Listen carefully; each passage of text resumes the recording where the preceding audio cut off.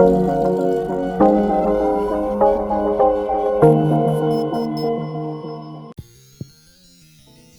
mais c'est une blague! Je me suis fait bannir pour ça! Elle a pas d'humour, je lui ai fait que 2-3 vannes!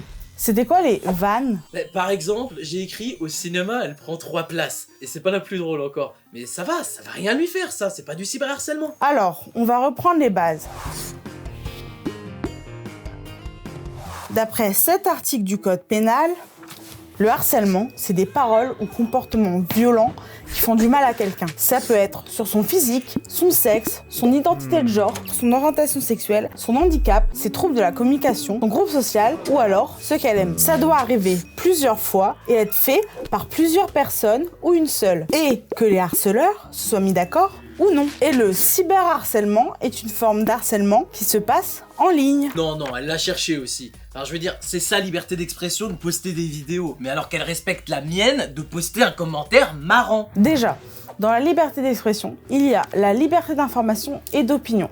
Et ton commentaire marrant, c'est de la discrimination. Et en France, la discrimination, c'est un délit. Et ensuite, même s'il est difficile de trouver des stats confirmés, surtout parce que les victimes d'harcèlement n'osent pas souvent en parler, selon les sources, 10 à 60% des jeunes ont confié avoir été victimes de cyberharcèlement. Tu penses vraiment qu'au moins 10% de la population cherche à se faire harceler? Non mais bien sûr, mais c'est pas moi qui l'ai harcelé, c'est ceux qui l'ont insulté. Moi c'est pas méchant, c'est des blagues, ça va rien lui faire. Sauf que tu as vu les insultes avant, donc tu as participé à son cyberharcèlement. Et pour ton ça va rien lui faire, selon Catherine Blaya, professeure en sciences de l'éducation, les victimes de cyberviolence et de cyberharcèlement rapportent des sentiments de colère, de tristesse, de peur, de honte et d'anxiété. Une tendance à consommer de l'alcool et des drogues, des troubles du comportement alimentaire, mais aussi des insomnies ou de la détresse psychologique. Et que ce soit les victimes ou les agresseurs, ça dégrade leurs compétences sociales. Leurs relations sont plus difficiles. On les voit s'isoler ou faire preuve d'agressivité. Ça va, elle a reçu 2-3 messages dans l'après-midi, ça va pas gâcher sa vie, faut pas dramatiser. Faut pas dramatiser?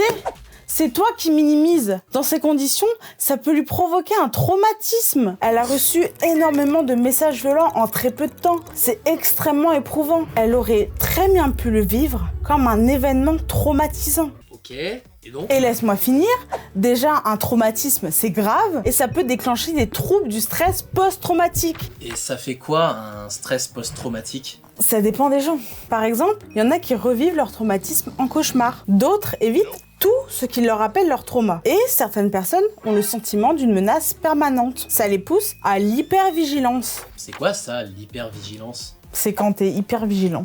Par exemple, quand tu fais gaffe à tout? Oui, par exemple. Comme dès qu'il y a un bruit bizarre et toi t'as l'impression qu'il y a un truc qui va t'arriver sur la tronche? Oui, c'est ça. Bah je crois que c'est exactement ce que j'ai. Comment ça? Bah quand j'étais au collège, j'ai été harcelé et maintenant je fais gaffe à tout le temps.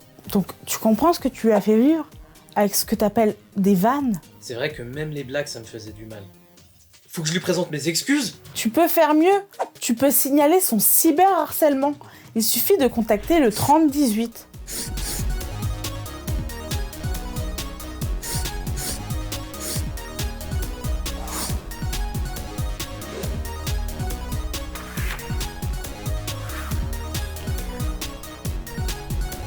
Allô? Oui, en fait, je voudrais récupérer mon compte Micmoc parce que je me suis fait bannir pour cyberharcèlement et ce que je voudrais... Allô? Non mais tu comprends pas, comment je lui dis pardon si je suis banni?